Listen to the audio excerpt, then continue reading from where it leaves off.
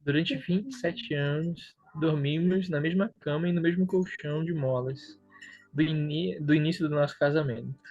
À noite, deitávamos e escorregávamos até o meio. Era como um colchão de água sem água. Um colchão de 27 anos. Antes de finalmente nos livrarmos daquele colchão, houve momentos em que parei e olhei para aquela cama. Eu sabia que, em média, todos passamos aproximadamente um terço das nossas vidas dormindo. E fiquei impressionado com o fato de que passei cerca de 9 anos da minha vida naquela cama. 9 anos! Também fiquei impressionado com o fato de que as escrituras falarem sobre aqueles 9 anos. Você percebe a frequência com a qual a Bíblia se refere ao sono? Não deveríamos nos surpreender com isso, porque Deus é soberano sobre todos os aspectos da vida. Como declarou Davi, ao Senhor pertence a terra e tudo que nela se contém. Salmos 24:4. Deus criou e providenciou o sono. Então estou determinado a manter uma perspectiva bíblica do sono durante os próximos anos em que eu permanecerei na cama. Portanto, quero glorificar a Deus toda noite quando fechar os olhos. Muitos cristãos dormem a noite após noite sem serem informados e inspirados pelas Escrituras, que as Escrituras nos ensinam sobre o sono. Muitos de nós nunca consideramos nosso sono a partir da perspectiva de Deus, embora professemos amá-lo e servi-lo. Nossa prática e perspectiva quanto ao sono não são diferentes daquelas que os descrentes têm. E isso precisa mudar. Um cristão informado e inspirado pelas Escrituras considera o término do seu trabalho diário a limitação de que Deus coloca sobre ele.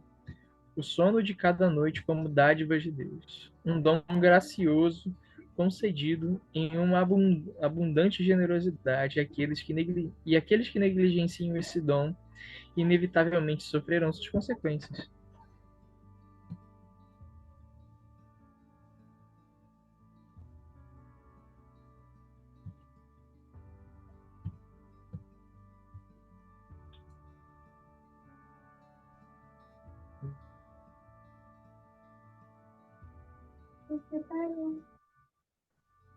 Ai, minha linda.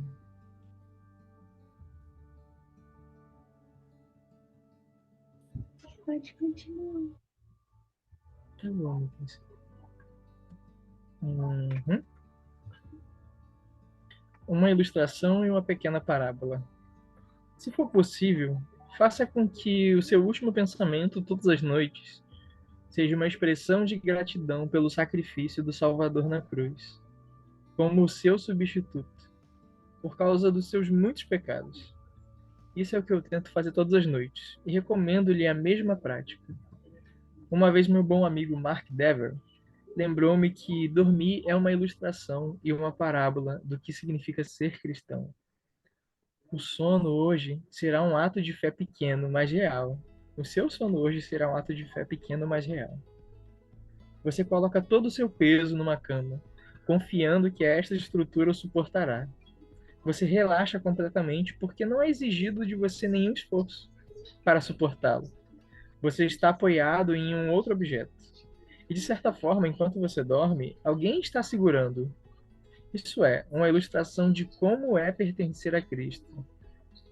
Sou crente há mais de 30 anos. E desde um dia de verão em 1972, tenho aprendido que para mim, e dormir é realmente uma ilustração e uma parábola da minha experiência de vida. Foi naquele verão que Deus concedeu-me o milagre da regeneração por meio da proclamação do seu evangelho. Antes daquele momento, eu era um objeto de sua ira, mas no mistério da sua misericórdia fui imediatamente transformado conforme confiei em Jesus Cristo, em cada aspecto da minha vida, a começar com o perdão dos meus pecados, e incluindo todas as minhas esperanças para o futuro. Dormir é um dom que Deus disponibiliza a toda a humanidade. É outra das inúmeras ilustrações de sua fantástica generosidade, não só para com seu povo, mas até para com aqueles que lhe são hostis e se opõem a ele. E nós, como seu povo, não deveríamos somente agradecer, mas também responder plena, apropriada e humildemente ao recebimento desse dom. Então, hoje à noite, ou em qualquer outra noite, não adormeça sem antes pensar nisso. Aproveite essa oportunidade para mortificar o orgulho e cultivar a humildade. Faça isso valorizando o sono como um santo presente de Deus, como um lembrete de sua completa dependência dele, e como uma ocasião para examinar seu coração diante dele. Que o Espírito lhe dê uma nova percepção e um novo apreço pelo sono, a fim de que este ato, aparentemente comum, seja transformado numa oportunidade de cultivar a humildade e enfraquecer o orgulho.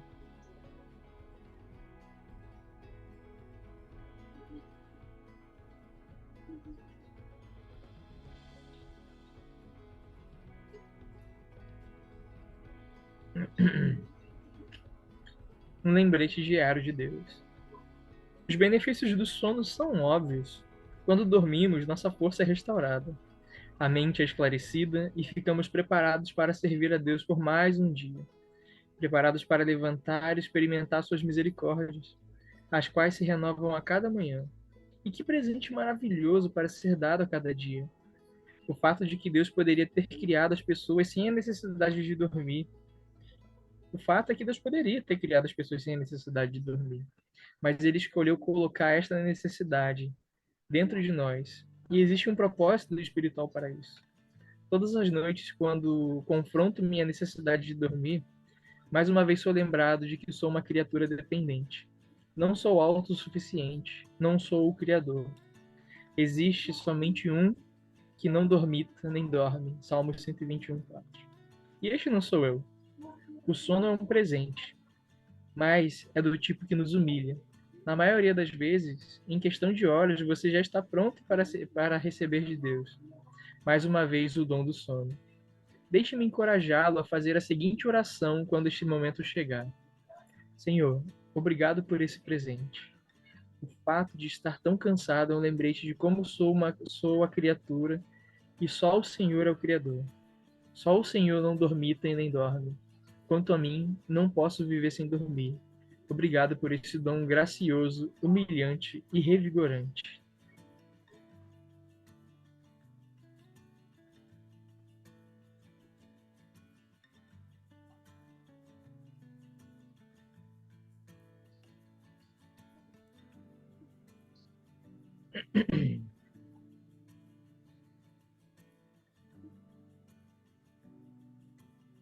Ao findar de cada dia, capítulo 6. Na minha lista existem outras práticas proveitosas que tratam especialmente o final do meu dia. Elas são um lembrete necessário, porque poucos de nós temos pensado de forma bíblica e estratégica sobre como glorificar a Deus no fim do dia. No entanto, a maneira de encerrarmos os dias de hoje afeta o início do dia de amanhã. Acostumamos com a importância de praticar de manhã as disciplinas espirituais, mas a maioria de nós desconhece instruções bíblicas específicas sobre a forma de como concluir o dia. O fim de cada dia oferece-nos uma oportunidade única de cultivar a humildade, enfraquecer o orgulho e de sentir o que agrada a Deus. E como? Revendo os acontecimentos e concedendo a Deus toda a glória pela graça que experimentamos naquele dia. Como você sabe, durante todo o dia recebemos a graça salvadora, a graça santificadora, a graça que nos sustenta e a graça de servir aos outros. Graça que deveria nos deixar surpresos. Entretanto, o que costuma acontecer em nossa mente quando colocamos a cabeça no travesseiro? Tentamos não pensar nas tarefas desagradáveis que nos aguardam no dia seguinte, ou se refletimos apenas as, ou se refletimos apenas sobre as bênçãos recebidas naquele dia. Deixamos de expressar gratidão a Deus e falhamos em dar glória ao único verdadeiramente digno dela. Quando realizamos alguma coisa digna de louvor, escreveu o grande puritano Thomas Watson, devemos nos esconder sobre o véu da humildade e transferir para Deus a glória de tudo quanto fizemos. É claro que você não tem de esperar até o fim do dia para fazer isso. Glorifique a Deus todo dia, todos os dias. Mas não permita que um dia sequer termine sem que você transfira, de forma específica e intencional, toda glória e honra para Deus, somente para Ele. Esta é uma maneira humilde de terminar cada dia, evitando o plágio cósmico. Não muito tempo atrás, dois historiadores bem conhecidos, autores de trabalhos que muito apreciei, foram acusados de plágio. Quando eu ouvi essa notícia, minha reação inicial foi pensar: como eles puderam fazer isso? Por que agiram assim? Entretanto, conforme eu refleti sobre o caso, lembrei-me de que toda vez que alego ser o autor de minha vida e ministério, das coisas que na verdade são dons de Deus, estou cometendo um plágio cósmico. E isto é muito mais sério do que a suposta má conduta daqueles dois historiadores. Então, o que eu devo fazer? Pela graça, devo transferir a glória para Deus. O encorajamento que recebo daqueles a quem tenho o privilégio de servir como pastor é muito importante. Creio que suas expressões de encorajamento são agradáveis a Deus. Enquanto agradeço-lhes por suas palavras gentis, no meu íntimo, transfiro a glória para Deus. Sei que em meu ministério não posso mudar a vida de ninguém. Não tenho poder para isso. Quando as pessoas falam sobre as mudanças que aconteceram em suas vidas devido à minha pregação ou liderança, tenho plena consciência de que simplesmente não possuo o tipo de habilidade ou poder em questão. Sim, os líderes são vitais para a igreja, e é apropriado agradecer a estas pessoas que têm sido usadas por Deus como instrumentos de sua graça. Entretanto, não devemos atribuir glória a homem nenhum. A glória deve ser atribuída exclusiva e inteiramente a Deus. Só a Ele pode regenerar um coração. Só Ele pode mudar uma vida. Portanto, só Deus deveria receber a glória. Seja qual for o sucesso que você alcance na vida, no ministério ou na sua vocação, aprenda a transferir imediatamente a glória para Ele. Se os seus negócios são bem-sucedidos, você está transferindo a glória deste sucesso para Ele, por acaso? Se as pessoas o elogiam devido à sua maneira de educar os seus filhos, você transfere a glória para Ele? Reconheça que apesar de você ser o meio da graça para os seus filhos, você não pode transformá-los sozinho. Somente Deus pode. E visto ser Ele quem faz isso, Ele é quem recebe a glória.